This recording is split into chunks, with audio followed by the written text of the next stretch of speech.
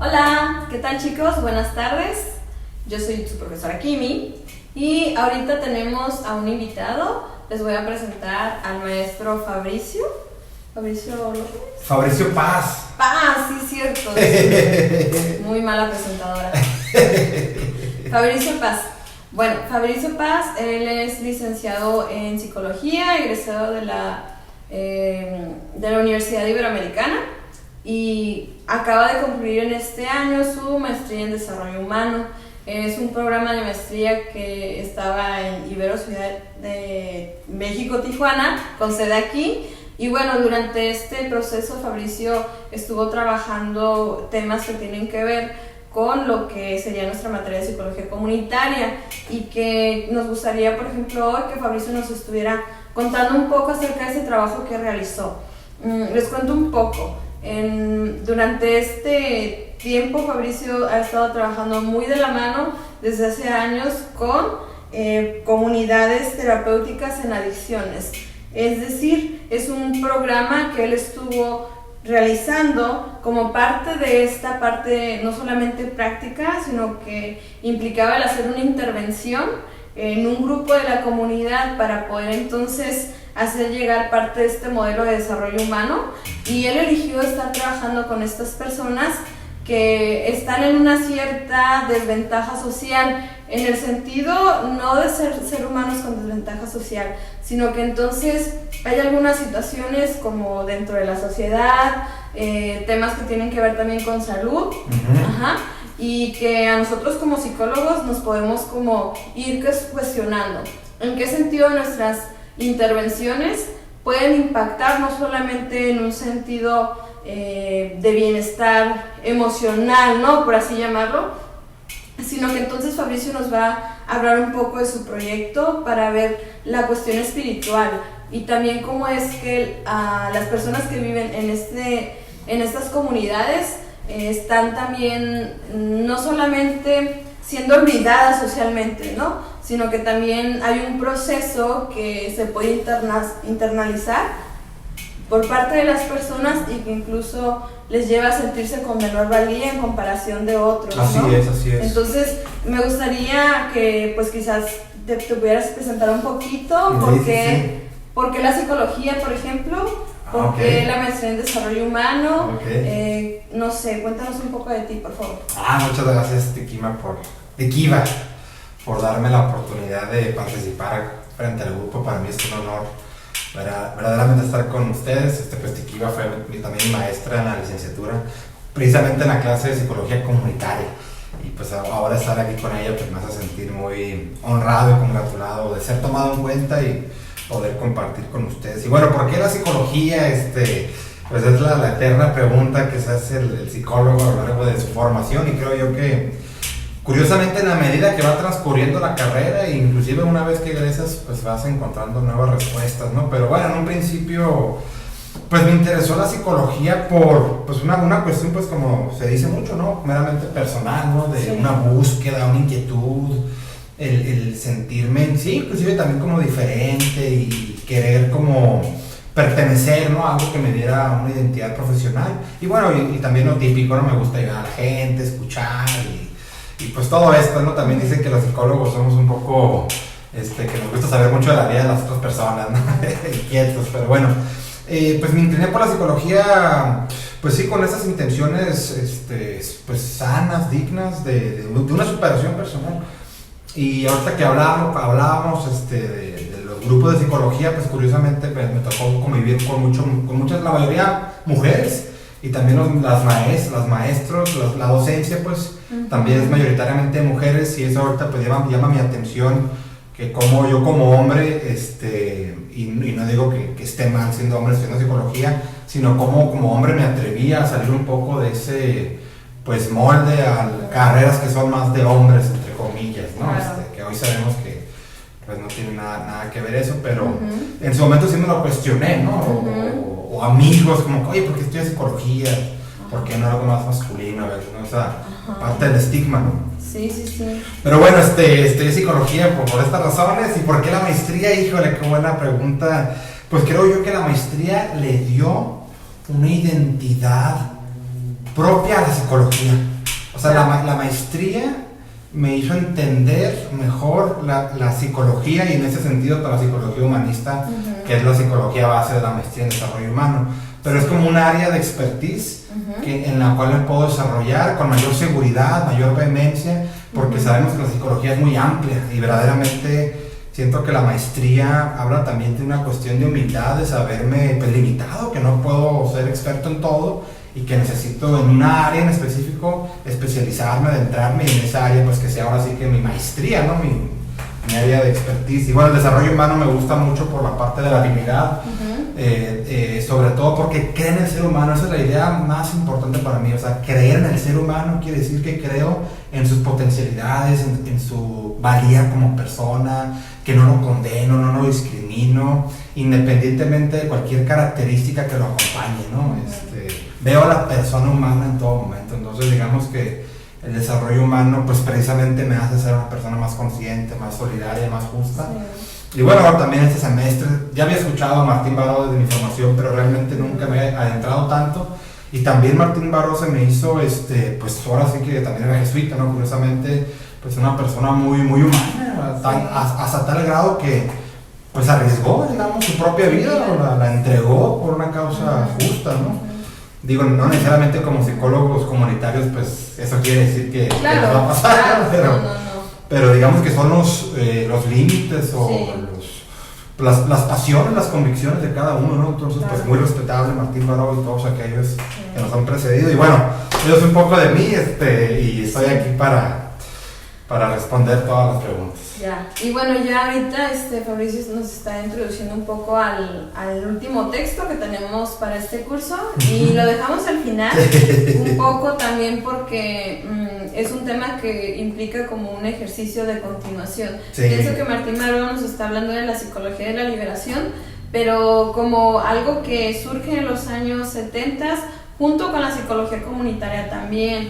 Entonces es importante que a nivel como histórico entendamos que durante ese periodo hubo una serie de cuestionamientos políticos y sociales que existían en Sudamérica, sobre todo. Durante ese tiempo estuvieron existiendo muchas revoluciones. Parte de estas revoluciones tenían que ver con esa tensión en lo que en ese momento el orden político global había entonces dicho que existía un primer mundo y un tercer mundo. Sin embargo, las personas del tercer mundo también se estaban cuestionando del por qué encontraban una cuestión dispareja del desarrollo, y entonces el tercer mundo se le llamó países subdesarrollados, ¿no? Exacto. Y entonces ahí viene la otra parte, y creo que esto Martín Baró, de lo que vamos a hablar ahorita a mayor detalle, él empezó a cuestionar. Entonces, Martín Baró se empezó a cuestionar por qué el psicólogo o la psicóloga sigue entonces todavía estos modelos que vienen muchos de Occidente, con literatura de Occidente, sobre todo norteamericana, y nosotros aquí que estamos viviendo una realidad diferente, ¿por qué no también entonces empezamos a generar no solamente procesos de conocimiento, sino también procesos de colaboración y procesos de acción? Entonces nos invitaba como a repensar no solamente el campo de la psicología, en ese momento estaba la psicología cognitiva, ¿no? Muy en auge, y entonces decía, es que esto es pensar a toda la psicología.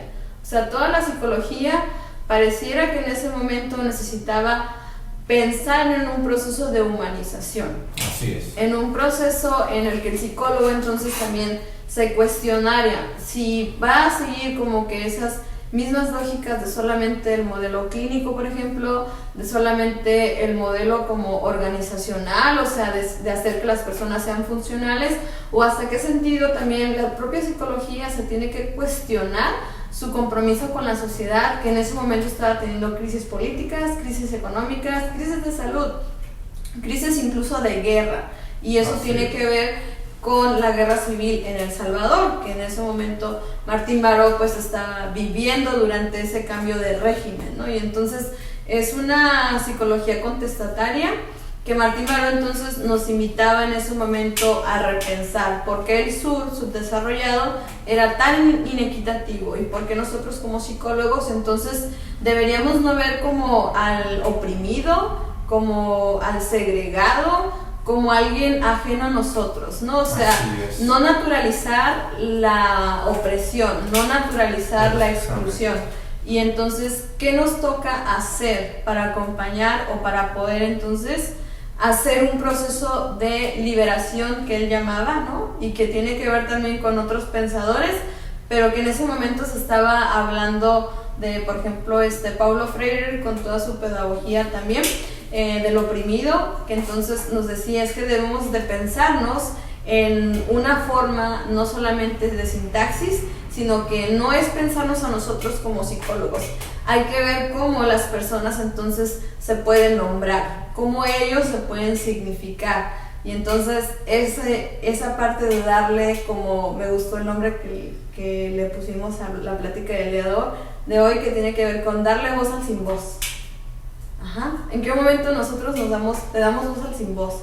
¿Qué es el oprimido en el sentido de Martín Baró? Si pudieras tal vez comentar un poco alguna de los conceptos que te llaman la atención de él. Gracias, Tequiva, y muy buena explicación, la verdad que me dejaste con muchas interrogantes, ¿no? Sobre lo que estamos hablando. El oprimido desde Martín Baró, pues sin querer repetir, pues sería así, aquel que no tiene una voz propia y que ha perdido, digamos, su identidad personal, donde esta opresión se manifiesta dentro de la estructura social imperante o el modelo hegemónico de ese momento, ¿no? Entonces el oprimido pierde su particularidad como persona y cae inclusive en una actitud que Martín Baró llamaba como fatalista, donde inclusive pues Martín Baró lo que percibía era que este fatalismo inclusive a veces era atribuido a algo, una causa divina, ¿no? Sí. De percibir a la pobreza como parte de la voluntad de Dios y que al ser pobre se me iba a beneficiar cuando muriera, ¿no? Entonces esta situación de fatalismo atribuida a Dios, pues, pues me hace, pues por así decirlo, caer en esta desesperanza o resignación o adecuarme, ¿no? Oprimirme yo mismo, ¿no? Entonces, lo que buscaba Martín Baró justamente era desideologizar la experiencia cotidiana y poder desenmascarar la estructura opresora que yo había normalizado en mí, ¿no?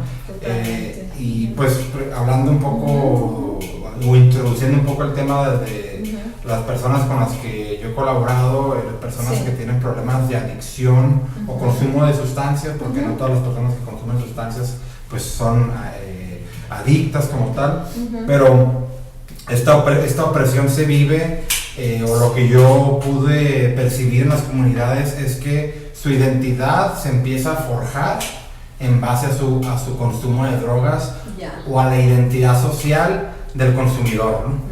Entonces esta opresión que se vive es, como vuelvo a decir, perder mi particularidad, mi autenticidad y vincularme en base a mi experiencia adictiva. Entonces siento que esa es una parte de la opresión. Y bueno, también ni se diga pues abusos de autoridad, porque si vemos algunas de las políticas públicas de nuestro país, pues se busca criminalizar al consumidor, ¿no? Perseguirlo, atentando contra su dignidad como persona. Entonces, pues lamentablemente en algunas circunstancias el Estado pues también ha oprimido, ¿no? Pero bueno, creo que es parte de la introducción del tema. Y esta parte, ¿no? De cómo desideologizar, creo que es muy presente para nosotros como futuros, ustedes chicos, futuros psicólogos y psicólogas, es como poder desaprender, incluso hasta el prejuicio que tenemos sobre esta población. No sé, tal vez que nos cuentes alguna anécdota de...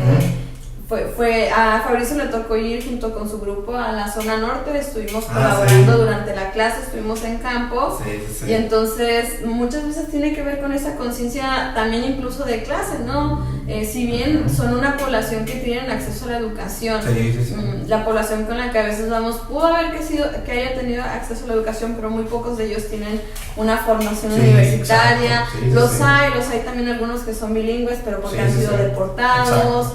Pero también es una población con la que estuvimos colaborando que vivió una realidad un poco más extrema, que es que implicaba un proceso de segregación y que después tú nos puedes explicar un poquito más durante tu trabajo. Sí. Pero estas personas pues son consumidoras de drogas inyectables, pero también están viviendo en una segregación que los lleva a estar sin techo, ¿no? O sea, son personas sin techo y también son personas que durante el consumo están durante esta dinámica, ¿no? En la que no se nombran por su nombre incluso como persona, ¿no? Entonces implica que ahora tienen un nombre que es un seudónimo, es un nombre inventado, es un nombre que es funcional para la zona también en la que están, porque esa es un poco esa lógica, pero esa lógica que en sí están segregados, pues estoy hablando de la zona norte, a un lado del canal, en donde están las mayores personas que consumen las drogas inyectables, pero que entonces para nosotros como psicólogos también implica el reconocer que tenemos entonces a este otro que nos está interpelando, nos está diciendo algo. ¿Qué recomendación podrías dar, Fabricio, quizás como a los chicos si les toca en algún momento trabajar con este tipo de población, como psicólogos? ¿Qué consejo les podrías dar antes de ir a campo? Sí, gracias. Sí, recuerdo esa experiencia, fue muy significativa para mí ahí con la comunidad de Prevencasa en la zona norte.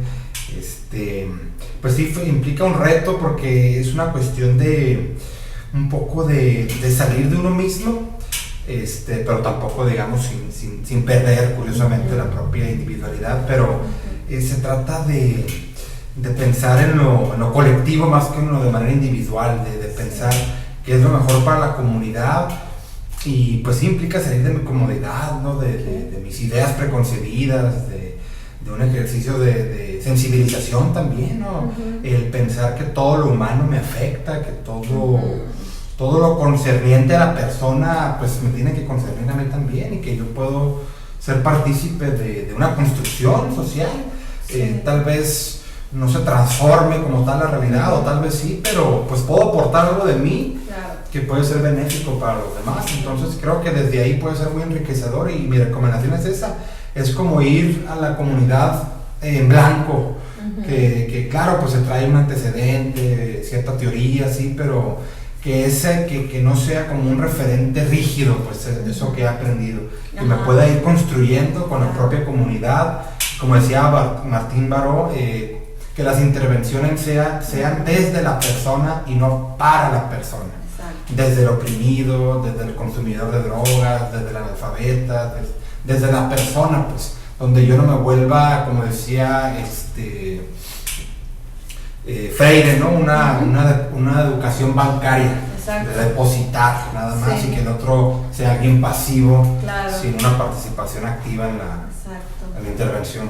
Sí, implica eso, ¿no? El que podamos reconocer que la propia comunidad tiene su forma de ver el mundo, de significar el mundo. Muchas veces también esa forma de significar el mundo también implica esta parte de no solo de la segregación de las personas en el espacio, sino que también hay una segregación interiorizada en la que el rechazo que ellos viven día a día pues también tiene que ver, ¿no? Con la forma en la que nos van a ver a nosotros. Y nos pasó, yo recuerdo mucho, y lo voy a sacar, que cuando explicábamos, ¿no? O sea, ¿por qué nosotros tenemos que llegar a campo y todavía con la figura del psicólogo, y a veces como llegamos incluso con el equipo médico? Pero sí es importante que entendamos que no tiene nada que ver con la forma en la que incluso podamos vestir, ¿no? Sino que es la forma en la que tratamos. O sea, cómo nosotros podemos tener intervenciones con la comunidad desde una lógica también que implica valores de respeto, cordialidad, amabilidad, ¿no? Y bueno, y por otro lado implica también una cuestión de conciencia propia, o sea, conciencia de yo vengo como estudiante de fuera, mi educación, mi formación, mi contexto es otro, y estando aquí incluso me doy cuenta que ellos son parte de mi comunidad, ¿no? Ahorita lo decías, o sea, son parte, ver el problema como parte de mi realidad. Exacto, parte de lo no ajeno a mí, sí. Muy bien, y hay otro punto que también me gustó mucho y que ahorita estábamos un poco ya saliendo, que el sujeto. Entonces el sujeto, este sujeto que tú utilizaste en tu trabajo sí. como para nombrarlo, nos habla entonces de por qué no el adicto, como categoría, sí, ¿por qué no el adicto? Exacto. Gracias, Tequima. Sí, esa es la tesis fundamental de mi proyecto, ¿no? De separar a la adicción, a la conducta adictiva de la persona. Y precisamente nombrarle persona con condición de consumo de sustancias o consumidora de drogas, pero anteponer la palabra persona, porque generalmente la categoría de adicto o hablar de los adictos se cae en generalidades y básicamente es un lenguaje pues discriminatorio o excluyente, porque lo veo como adicto y no como persona, y reduzco toda su integración humana al tema del consumo de drogas. Entonces sí, es nombrarlos inclusive por su nombre, ¿no? Porque también, como te decías, hay muchos apodos, pues muchas frases que es parte del lenguaje del consumo de sustancias, sí, pero son situaciones que posiblemente ellos han aprendido y no han logrado interiorizar consigo mismos, que a veces hasta nombrarse por su propio nombre puede ser muy significativo para algunos casos, ¿no? El recuperar ahora sí, como decía Martín Baró, mi memoria histórica, ¿no? Mi origen, mi pasado, lo que me ha forjado como persona, mi cultura, ¿no? Aquellos valores buenos que también poseo, porque generalmente se tiende a ver a la persona con un problema de adicción como alguien incapaz, como alguien inmoral, como alguien que elige, digamos, su propia condición adictiva, y pues hoy sabemos, según pues la ciencia médica, que la adicción pues es un problema de salud, pues, mental. Entonces, pues sí, el sujeto es la persona que se encuentra inmersa en una realidad, en un contexto de consumo de sustancias, y como decía Martín Baró, pues habría que analizar qué estructuras sociales o qué contextos de vida pues básicamente van permeando a que una persona pues caiga en el consumo de sustancias, ¿no? Sí, las condiciones. Las condiciones de vida, ¿no? Que me llevan a ello. Sí, la historia de vida y el contexto. Claro, no olvidemos, estamos hablando de Tijuana, es totalmente aquí un contexto de consumo, el acceso a las drogas, frontera, horarios,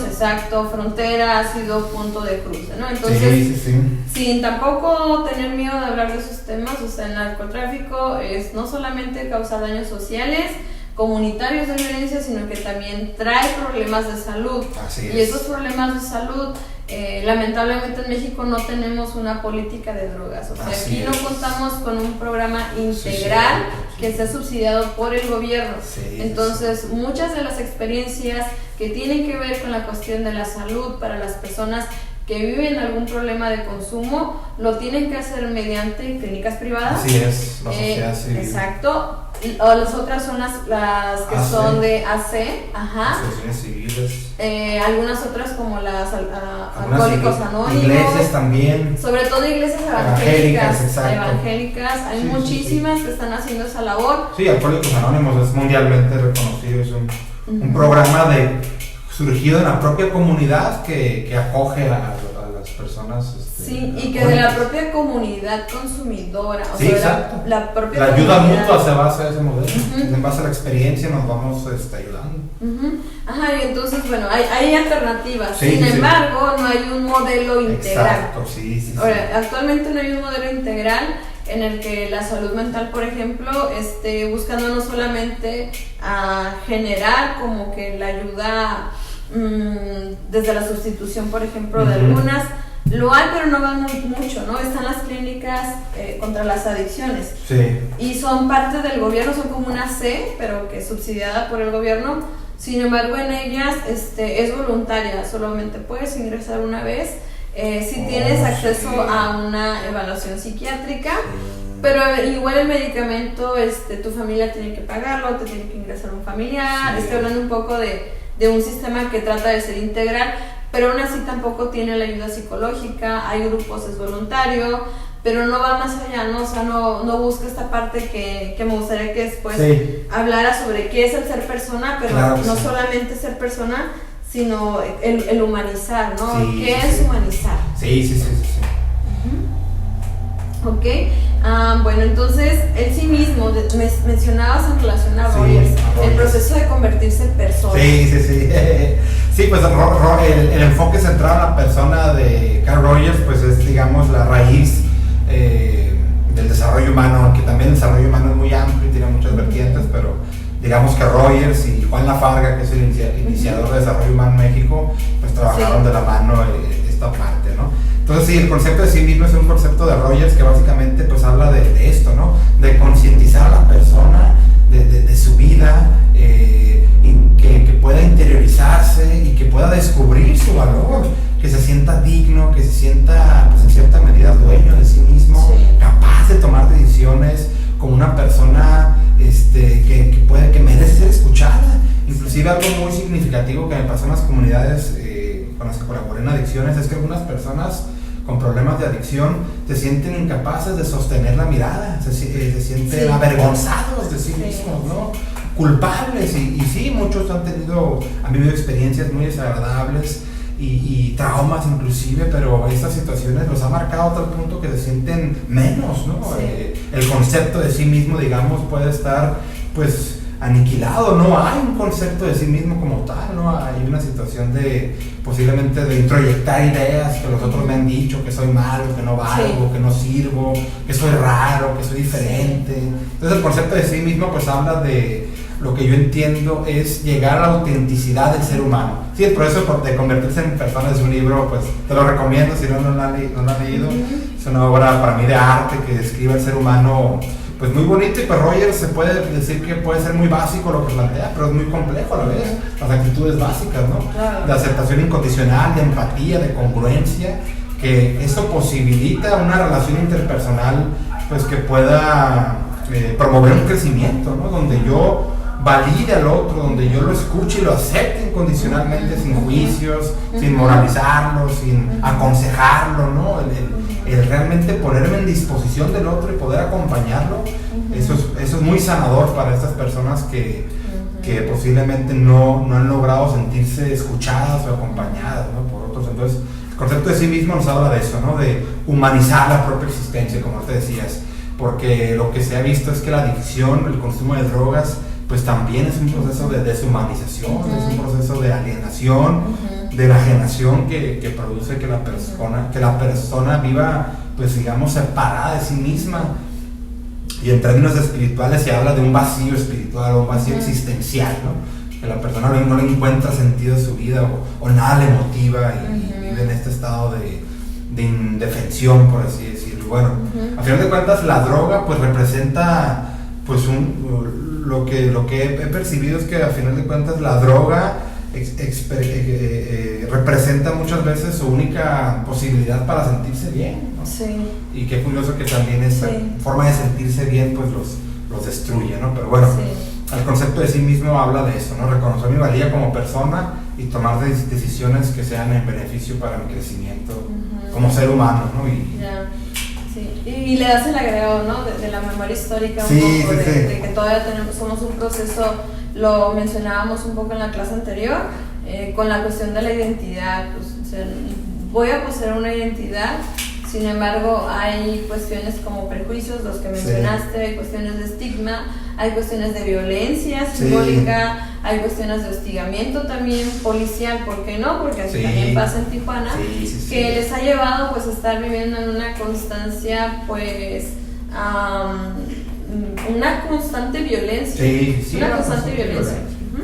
Muy bien, y bueno, por aquí también nos estás hablando, y que creo que lo platicábamos, la cuestión integral. ¿Cómo hacer una cuestión integral en la comunidad a partir de estos procesos, por ejemplo, que retomas de Martín Baró, que retomas de Carl Rogers, y que en la comunidad entonces se vuelven un recurso más de tipo ideológico, estábamos hablando? O sea, ¿por qué es importante que el psicólogo o la psicóloga se dé cuenta no solo de sus privilegios, se cuestiona incluso la propia ideología que hay, ¿no? Ahorita en la estructura, y porque es importante para nosotros abrirnos a una forma más integral de ver el problema? Sí, ahorita recuerdo también la frase célebre de Martín Baró, que la única forma de liberar a la psicología pues es de la propia psicología, ¿no? Exacto. Qué curiosa esta frase que pues que es muy confrontativa también Sí. y pues muy crítica hacia nuestra práctica, ¿no? Pues ¿cuál es la importancia de la integralidad? Pues como bien mencionas, el tener sí un bagaje teórico amplio y con estos autores, pues me sirve mucho de ponerlos en práctica, pero también, como dije anteriormente, permitirme ser afectado por el grupo, donde yo también pueda flexibilizar mis criterios y que sea una participación en común, ¿no? Donde ahora sí que también el desarrollo humano habla del término del facilitador, o sea, no sentirme yo como ajeno al grupo o que voy a enseñar y nada más voy a transmitir ideas, sino yo también soy parte de la comunidad y sí, mi intención como facilitador es crear las condiciones adecuadas para que se pueda generar una experiencia significativa, un aprendizaje. Entonces la integralidad pues sería eso, tomar en cuenta todos los aspectos de la comunidad y sobre todo pues es muy importante escuchar, ¿no? al otro, reconocerlo como persona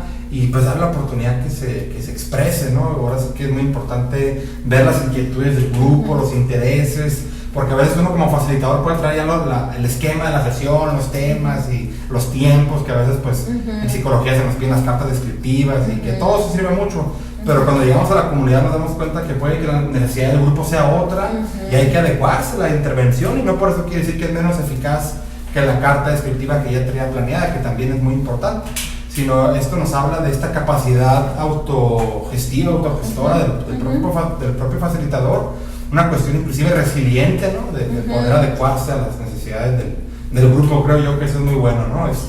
Que la intervención sea a la necesidad del grupo y no tanto del propio facilitador, ¿no? Y que tengamos esa flexibilidad como psicólogos, ¿verdad? Sí, exacto, la flexibilidad para poder también reconocer que a veces esperamos nosotros por más organizadas las cosas, los objetivos de sesión, ¿no? Que la comunidad entonces tenga como que una forma distinta de ver las cosas a como nosotros las planeamos. Esa parte de la flexibilidad es muy importante porque a veces, digo, o sea, todo, como dices, en la academia todo debe tener una estructura y vamos, ¿no? Nos vamos formando desde pequeños en esa estructura. Sí, exacto. Pero bueno, entonces también hablábamos de que el tratamiento integral, en tu caso, me gustaría que hablaras un poco más sobre qué era el role-playing, si lo pudiste intervenir, o sea, atraer con tu grupo terapéutico. Sí, apliqué una técnica de role-playing donde los participantes escenificaron situaciones donde han sido estigmatizados. Y qué curioso que las 3 situaciones donde han sido estigmatizados se puede creer que son las situaciones donde menos deben sufrir una estigmatización. Una situación fue en la propia familia, en la propia casa, por parte de un padre de familia que pues se estigmatiza y regaña, humilla a su hijo por su consumo de drogas, y bueno, se puede entender también la propia frustración del padre, la desilusión, pero también eso nos habla de los propios recursos que a veces cuentan las familias, ¿no? Para enfrentar estos temas de adicciones, que sí a todos nos duele, causa incertidumbre, pero pues que a veces esta situación de regaño, de humillación, pues complica más la situación, ¿no? La otra situación que representaron fue una situación de humillación policíaca, de abuso policíaco, ¿no? De una detención que sufrió uno de ellos, y cómo lo maltrataron, lo humillaron, lo sobajaron como persona. A veces también los policías, pues no todos, yo sé, algunos pues tienen muy poca formación humana que pues que asumen este rol inquisitorio, ¿no? Persecutorio y como un cierto coraje al consumidor, donde realmente lo descubrieron consumiendo drogas en la vía pública. Esa fue su falta, que es una falta administrativa, no es un delito federal como tal, y bueno, no estoy promoviendo el consumo en la vía pública, pero es importante saber los derechos, ¿no? También, esos van cambiando y bueno, también debemos de comprender que no siempre nos vamos a quedar como que en esta lógica de la criminalización, si no lo vemos también como dices, o sea, como puede ser una falta administrativa, pero esa persona detrás de esa falta administrativa tiene un problema de salud, tiene un problema que tiene que ver con la familia y que es importante también pues hacerle ver si las hay, las opciones, a dónde poder acudir y cambiar quizás ese estilo de vida que en ese momento tiene, ¿no? Pero sí entiendo esa parte, ¿no? ¿Y cuál fue el tercero? El tercero pues fue una situación de rechazo que vivió un participante en un hospital donde se le negó la atención médica porque venía bajo los influjos de la droga, ¿no? El doctor pues lo vio como innecesario atenderlo porque lo culpó, ¿no?, de su condición adictiva. Y pues es curioso, ¿no?, que un doctor que se supone que debe ser el más capaz o con mayor comprensión en la cuestión médica del consumo de sustancias, de saber reconocer que la persona, pues cuando está bajo el influjo de la droga, pues no está consciente, ¿no? Su sistema nervioso está alterado, pero pues también a veces la propia ciencia médica, pues puede haber estas intervenciones que humillan o transgreden el derecho humano de la salud, ¿no? Porque inclusive fue en un hospital del gobierno, ¿no?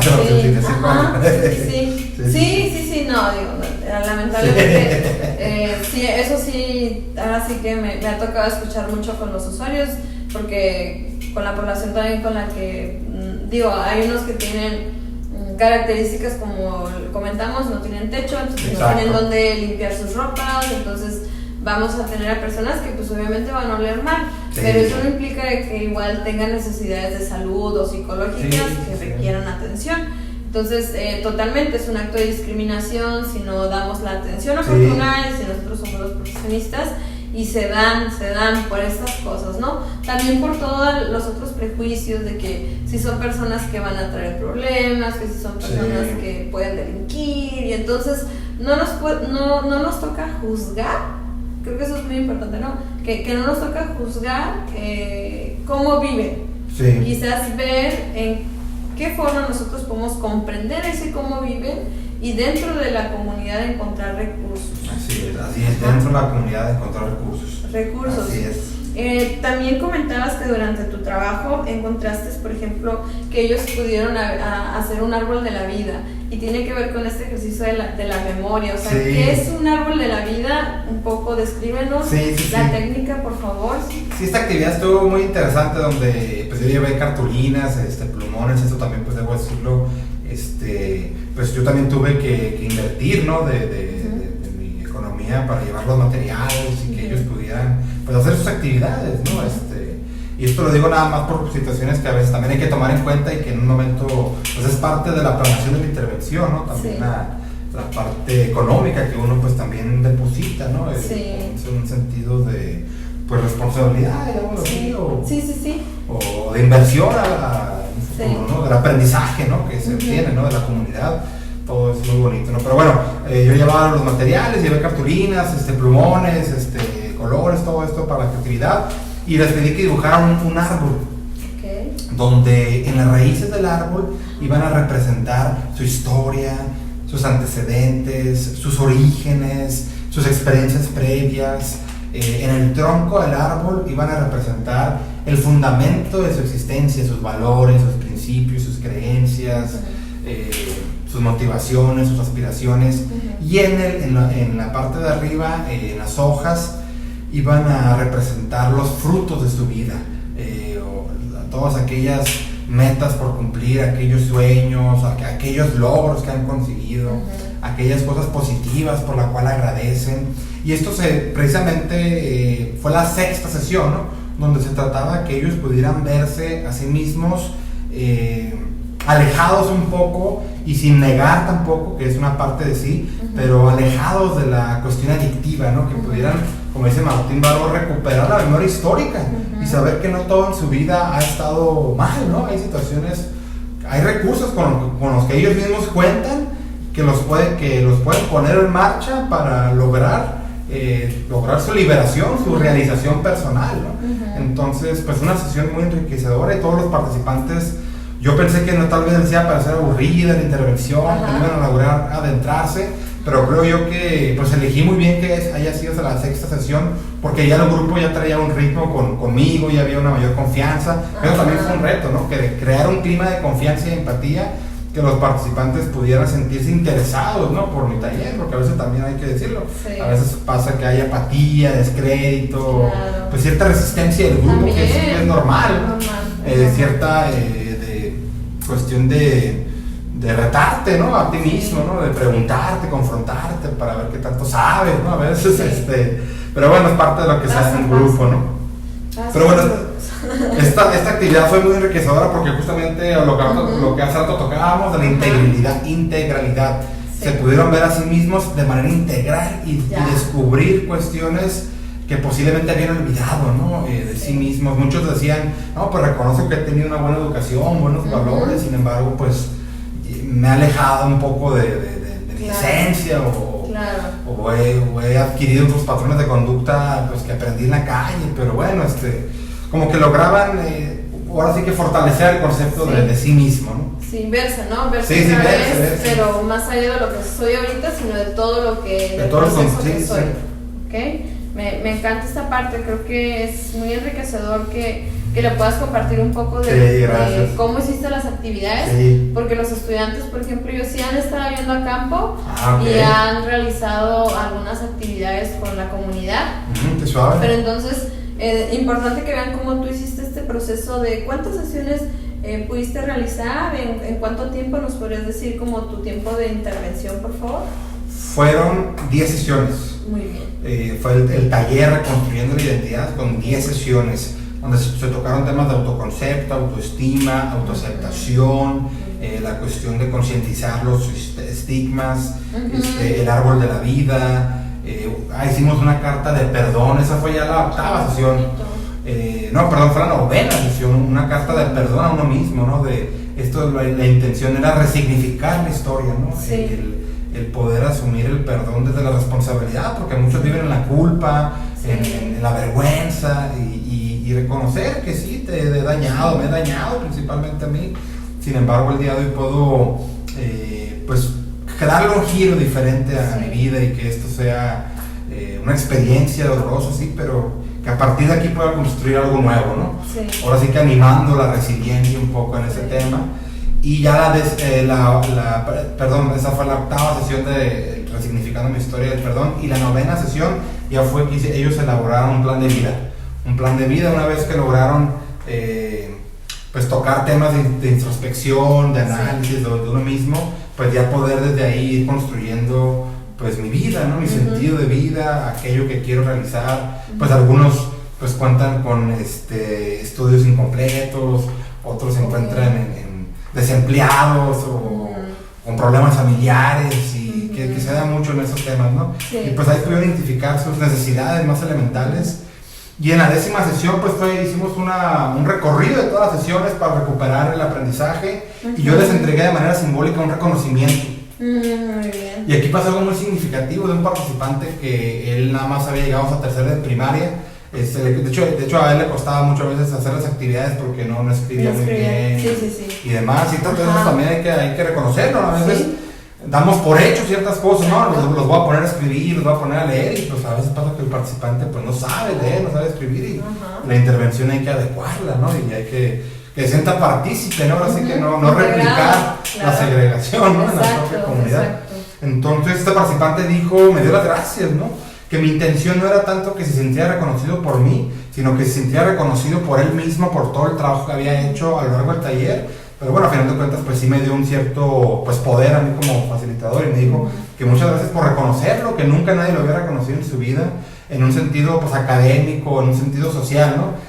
Que nunca había tenido un reconocimiento pues de algo, el papel, ¿no? El papel, claro, exacto. El papel. Y yo pues me sentí muy congratulado, número uno, porque pues se sienta congratulado porque yo lo reconocí, pero en otra parte también pues me enterneció mucho esta situación, ¿no? De esta falta de reconocimiento. Entonces ahí podemos ver, como tú bien decías, la segregación, el que no son personas a veces vistas, escuchadas, y como pues ahora sí se titula esta plática, darle voz a los que no tienen voz. Creo que es algo muy humano y que trasciende, y es el objetivo del desarrollo humano, y creo yo que de toda teoría psicológica y de la psicología comunitaria y demás, ¿no? Recuperar a la persona humana y empoderarla y hacerla partícipe de su propia vida y de la construcción de su sociedad. Sí, el empoderamiento, ¿no? Pero es un empoderamiento que en tu trabajo es muy desde adentro. Sí, desde adentro, sí, claro. Les permite también... Desde las propias capacidades humanas, Y la parte muy buena también que lo mencionas ahorita, que fue durante tu estrategia 6, 7ª sesión por ahí, en la que pudiste estar trabajando la cuestión del estigma, ¿no? Y entonces tú tomaste a Goffman como uno de los... Un referente, ok. ¿Qué implica entonces leer a Goffman? ¿Qué aportes intelectuales pudiera dar? Pero a mí me gustaría que explicaras después de la comprensión teórica, ¿qué sentido tiene ya estarlo trabajando, convertirlo en una sesión y que las personas entonces respondan a eso, ¿no? ¿Qué entienden por estigma, por ejemplo? Sí, gracias. Sí, porque a veces me pasaba eso que hablaba con el grupo de una manera muy teórica. Y yo inclusive me escuchaba muy teórico y que inclusive esa es teoría compleja que yo mismo como facilitador a veces me costaba trabajo comprender algunos términos. Sí, pero yo lo repetía, ¿no? Pues tal vez por sonar interesante, qué sé yo, pero causaba como un cierto desconocimiento, impresión en el grupo y yo no lo notaba, ¿no? Entonces se trata mucho de adecuarse también, o sea, el tomar en cuenta el contexto del grupo y adecuarme a la necesidad y poder hablar desde ahí, pues, ¿no? O sea, ahorita con esto no quiero decir que bajo de nivel porque yo estoy en otro nivel superior, pero me refiero como introducirme más a su mundo, a su manera de comprender el mundo y poder hablarles de una manera que me comprenda, ¿no? Con términos más coloquiales. Entonces el estigma, pues yo les decía mucho, es cuando te has sentido humillado, rechazado, cuando te has sentido herido, etiquetado, cuando te han hecho de menos, y bueno, esos conceptos que también Hoffman los maneja en cierta manera, ¿no? Sí. En la definición más extensa se pueden encontrar. Pero no es tanto, la palabra estigma, por ejemplo, nosotros que estamos en el área lo podemos comprender. Sí, claro. Pero como dices, o sea, a veces cometemos el error de llegar intelectualizando a la comunidad y entonces decimos nosotros, no, pues es que lo que tú estás viviendo es un estigma. Entonces la otra persona dice, bueno, tal vez lo que me dijo la psicóloga es algo muy grave, no me he dado cuenta. Pero y entonces si lo explicamos en este tipo de cosas, ¿no? Como son actitudes de rechazo que puedes haber sentido en algún momento, entonces coméntame tú si lo has vivido. Y esa es la parte de escuchar al otro y cómo es que el otro lo interpreta. Porque no es lo mismo para mí como entender que tuve un rechazo quizás por mi color de piel, por ejemplo, güeros y morenos, entonces podemos decir, bueno, para mí es un rechazo, pero para ellos quizás eso no es rechazo. El rechazo puede ser quizás por su condición de consumo, ¿ya? Sí. O sea, a mí no me nombran de tal persona, me nombran de tal forma y significa tal cosa, ¿no? Entonces, la voz de sin voz es como en sus propias palabras ellos son capaces de poder explicar la realidad que viven. Exacto. Y entonces, esta parte muy buena, ya nosotros y eso, y entonces, ¿qué vamos a hacer? ¿Solamente captar sus palabras? Sí, vamos a captar sus palabras, pero nosotros entonces a esa serie de acciones que han tenido contra ellos, actitudes que han tenido contra ellos, emociones que han vivido a partir de esas situaciones, le damos entonces la noción de estigma, ¿no? Entonces, ¿por qué? Porque entonces nosotros no dejamos aún así de estar haciendo un proceso de nombramiento de una categoría que existe, de algo que tiene un fundamento teórico y que nos ayuda como profesionistas a poder mantener como el argumento de eso que está pasando. Y entonces esa es la otra parte de darle voz al sin voz, porque el sin voz sí tiene una voz y tiene una voz que va a hablar de su experiencia de vida. Así es. Pero y entonces nosotros cómo poder tomar esa experiencia de vida y poder compartirlo a la comunidad.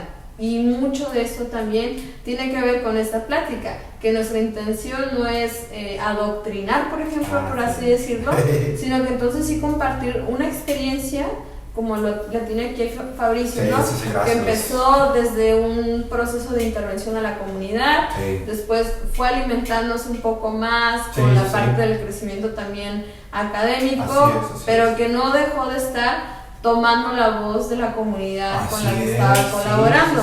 Claro, sí. Y me gusta esta otra parte que también es el pasar como de estos modelos de rehabilitación, de la rehabilitación a un modelo de rehumanización. ¿Qué es? ¿Qué sería como esa parte? Sí, esto sería, y pues creo que con esto se puede concluir o condensar, resumir todo el tema, ¿no? Que es esta frase, ¿no? De la pasar o transitar de la rehabilitación a la rehumanización en el tratamiento de las adicciones, porque precisamente lo que busca la rehabilitación, como su nombre lo dice, es habilitar, es dotar a la persona de habilidades para la vida, para Sí. que pueda ser funcional y productivo en el sistema social imperante, que precisamente ese sistema social es el mismo que lo ha excluido, ¿no? Ajá. Pero ahora ese mismo sistema social, por medio del tratamiento, le exige que se adecue al sistema social para que pueda ser considerado como normal, o como rehabilitado, o como Ajá. curado, o como persona funcional, vaya, ¿no? Ajá. Entonces, Ajá. muchos de los modelos de tratamiento en adicciones en México, y parece que todo esto tiene mucha influencia también en Estados Unidos, que hemos Sí. copiado muchos modelos de tratamiento en adicciones, y no nomás en adicciones, pero bueno, muchos, si leemos inclusive la norma 028 en el tratamiento de las adicciones, pues podemos leer los objetivos que tiene, y que sí pueden ser muy buenos y demás, pero me parece que olvidan o no ponen en el centro de la intervención a la persona humana, a la persona humana subjetiva, a la particularidad de cada individuo. Y esto implica pues un mayor ejercicio de análisis, de reflexión, que evita caer en reduccionismos, en generalidades este modelo de tratamiento en adicciones va a ser para 100 personas o para todos. Y no se toma en cuenta el contexto de vida, no se toma en cuenta la cultura, no se toma en cuenta muchas cuestiones que son importantes. Entonces, pues bueno, esa es una parte de la rehabilitación. ¿Y cuál es la cuestión de la rehumanización? Pues precisamente abordar todos los temas que hemos descrito, ¿no? Esta parte de hacer consciente a la persona, primeramente que nada, que es persona, que tiene una valía como persona, que su existencia merece ser vivida, hacerla consciente de sí misma prácticamente. Y esto implica un poco pues salir, ¿no? de estas ideas que se ha vendido, que ha introyectado. Es una cuestión de un encuentro contigo, ¿no? De una reflexión profunda sobre mi vida. Y creo yo que pues demanda mucho de la intervención, ¿no? Que la intervención realmente sea eficaz en la medida que logre humanizarme, porque como dijimos anteriormente, la adicción es vista también como un proceso de deshumanización, donde la persona pues cae en actitudes contrarias a su propia dignidad, donde también se agrede, se vulnera, se humilla. Pero estas situaciones que vive pues es producto del mismo consumo, pues, ¿no? Claro. En su sano juicio pues no lo hubiera hecho. Entonces pues bueno, no se trata de justificar, se trata de que la persona pueda comprender por qué vivió todo lo que vivió. Y pues la rehumanización sería esto, ¿no? Apostar por la humanidad, apostar por la persona, por su dignidad, por su crecimiento. Y también la rehabilitación pues puede ayudar, ¿no? Claramente pues aprender algún oficio, la cuestión del trabajo y todo esto, ¿no?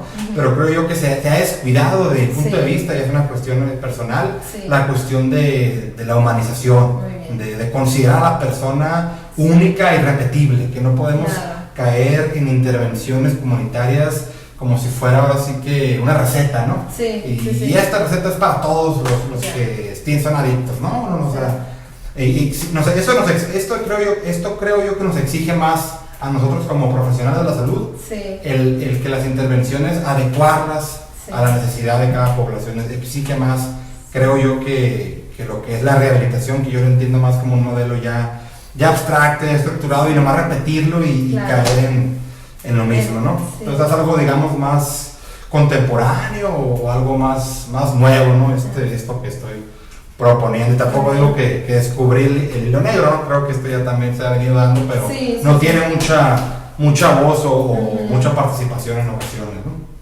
Sí, el modelo entonces no solamente sea para hacer personas que salgan de una adicción, para la producción, sino que también se puedan recuperar como en una identidad, ¿no? En una identidad otra, en una identidad que implique la dignidad humana. Sí, ¿no? exacto. La dignidad humana de que tienen, todos podemos cometer faltas en algún momento, pero también podemos entonces recuperarnos a nosotros, nuestra dignidad y nuestra valía, ¿no? Entonces, y también, ¿no? Tiene mucho esta parte de humanizar, el recuperar el poder por la vida, ¿no? El poder por la vida. El poder lo decías muy bien, que esa persona también recupere su propia valía y que entienda que su vida vale la pena, ¿no? O sea, mi vida vale ser vivida. Vale ser vivida. Vale ser vivida y en este proceso entonces, dejando el consumo ahora, ¿no? Más allá de producir, vale la pena vivir mi vida, mis sueños, mis aspiraciones, mis deseos, o tal vez las cosas que en algún momento dejé truncas, poder seguir como en una continuación, es poder retomar incluso como en el momento en el que tal vez se perdió un poco la brújula, por así decirlo, ¿no? O sea, como regresar a retomar esa capacidad de entonces poder trascender. Así es. Poder trascender, poder entonces entender que va a haber una realidad más allá, que tengo la posibilidad de proyectarla. Sí, así es. Trascender, ir más allá de mis propias posibilidades humanas. Y bueno, ya nada más para ir cerrando, hablábamos un poquito del fatalismo, nada más para cerrar. ¿Qué era el fatalismo dentro de los aportes de Martín Baró, quizás con la comunidad? ¿Qué es esa parte, no? O sea, ¿qué es el fatalismo? Sí. Yo el fatalismo lo percibí, lo comprendí en esas comunidades de cómo las personas dentro de estos procesos de recuperación pues caen en una actitud fatalista, ¿no? Donde piensan que pues, ya no van a cambiar. Muchos han tenido muchas recaídas, han tenido diversos internamientos en diversos centros de rehabilitación y asumen una actitud fatalista de bueno, pues así como que me tocó vivir, o tal vez no soy tan capaz, y yo mismo pues me atribuyo cuestiones que posiblemente me han dicho o me han señalado, me han juzgado, y yo lo hago propio, ¿no? Como que bueno, esto soy, esto es lo que puedo dar, y pues es un estado de desesperanza, ¿no? De resignación, ¿no? Creo yo, inclusive una cuestión de una desmoralización, por así decirlo, ¿no? Donde no me siento digno, capaz. Entonces, este fatalismo creo yo que se puede ir rompiendo en la medida que logramos pues concientizar a la persona que es valiosa, desideologizándola de ciertos estigmas, de una identidad que se les ha impuesto como personas consumidoras de drogas, que esta identidad pues se basa mucho en esa parte peyorativa, inferior, diferente, anormal. Entonces, no, o sea, saber que todos somos, como vuelvo a decir, únicos, irrepetibles, que todos cometemos errores, pero eso no nos hace menos humanos. Nuestra dignidad humana permanece intacta a pesar de lo que hayamos vivido. Seguimos siendo valiosos y seguimos teniendo la capacidad de reconstruirnos en la medida que logramos crear condiciones que promuevan esto, ¿no? Que promuevan la vida. Entonces, ahora sí que para ir cerrando mi intervención, creo yo que muchas de las intervenciones comunitarias pues se trata de poner vida donde hay muerte, y con muerte pues me refiero a la exclusión, a la pobreza, a la segregación, a la desilusión, cuestiones que atentan contra la propia vida. Entonces creo yo que podemos ser partícipes, ¿no? De generar vidas más humanas, más justas, más solidarias, más incluyentes, y pues creo yo que es el mayor aporte que podemos realizar como psicólogos, como personas, y de contribuir, ahora sí que materializando esto que se dice mucho, ¿no? Porque en mi universidad, también la UABC, imagino, en todas las universidades pues está la misión social, ¿no? Y ser alguien para los demás, y transformar la sociedad, y a veces lo escuchamos y como un discurso ya repetitivo, ¿no? Y como que no lo entendemos, pero cuando logramos materializar estos proyectos en esas comunidades, pues nos damos cuenta que sí, cierto, ¿verdad? Sí podemos tener un impacto positivo, y también pues hay que decirlo negativo, ¿no? Pero lo que se busca es positivo, que podemos tener un impacto positivo en las comunidades, de que ahora sí que toda nuestra formación pues sea puesta para los demás, ¿no? Ahora sí que compartir lo que hemos aprendido, y reconocer que también pues hemos sido privilegiados, ¿no? Por poder estudiar, y que a pesar de que yo estudié en una universidad privada, pero también la sociedad en cierta manera me dio la posibilidad de estudiar, ¿no? Todos aquellos trabajadores, aquellas personas de la universidad que colaboraban. Entonces digamos que es ver toda la cuestión de una manera más social, más integral, y pues bueno, esa es mi participación. La verdad que gracias por la oportunidad no sé si ya se acabó, pero gracias, de hecho, estábamos por la oportunidad de darme palabra, ¿no? Con tus estudiantes, y pues estoy aquí a sus órdenes, y algún día quieren platicar, reflexionar, o también cuestionarme, ponerme en duda, pues Con todo gusto. Claro, dejaremos por aquí el correo. Los chicos saben muy bien que parte de la última presentación precisamente era eso, ¿no? A que conocieran en voz de un ex estudiante de la materia y que también pudo haber como pudo hacer un posgrado, pero que no dejó de impactar a la comunidad y que hay un proceso de continuidad, ¿no? A veces es un poco esto que es importante que somos una comunidad estudiantil también, ¿no? O sea, en algún momento vamos a hacer, no creo que se haya apagado. No tenía batería y te quería decir. No, es que se puso ¿cómo se llama? El teléfono, pero se está grabando. ¿Qué grabando? Sí, mi miedo era que se apagara y que se... Era esta cosa. Y que no se guardara. No. Sí se queda guardado, ¿no? Sí. Sí, ahí está. Está corriendo todavía. Entonces, ok, lo edito. Tus estudiantes que lo edites. Flappers. Bueno, ahí lo voy a cortar, no creo que... Sí tengo un programa, sí tengo un Movie Maker. Entonces, ahí. Nada más como para despedirnos, vamos a hacer, ahorita lo voy a cortar. Sí. Estoy cerrando, ok. Bueno, entonces, 1, 2, 3. Y bueno, pues le agradezco mucho a Fabricio Paz su participación. Fue un honor estar aquí conversando. La intención es que fuera más una plática de su experiencia. La verdad es que me da mucho gusto saber que ahora tengo colegas que también están colaborando con la comunidad y que entonces podemos tener una discusión un poco más en relación a la comunidad con la que estamos nosotros pues día a día aquí en Tijuana, es parte de nosotras. Y bueno, gracias Fabricio, muy amable. Gracias por compartir este tiempo. Un saludo, chicos, y esperemos que les haya gustado mucho esta conversación. Gracias. En todo amar y servir. El lema de la universidad. En todo amar y servir. Sí. Identidad estudiantil personal. A mí me gusta mucho. De hecho, a los chicos siempre les digo que, bueno, ahorita se recuerdan.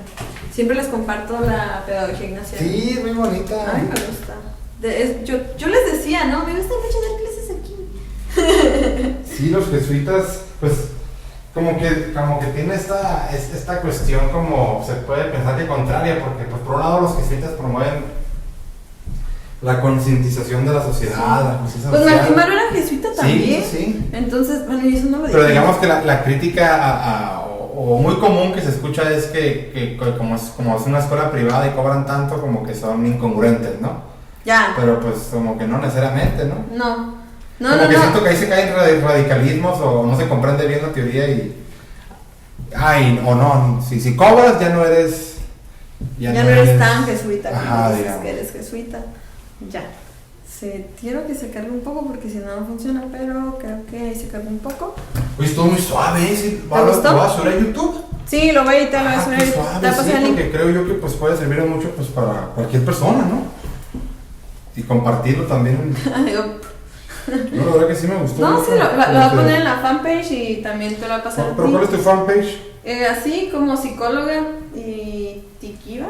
Psicóloga, es que tengo mi Facebook, que es mi Facebook personal, y tengo una fanpage. Yo les dije, creo que yo la tenía cuando estaba con ustedes. Sí, donde salgo con mi batita blanca. Sí, esa. Entonces ahí está tu logo. flyer. Sí. Lo voy a modificar, pues está muy largo, pues mi nombre completo, y entonces como que mexicanos nombres muy largos, lo sé.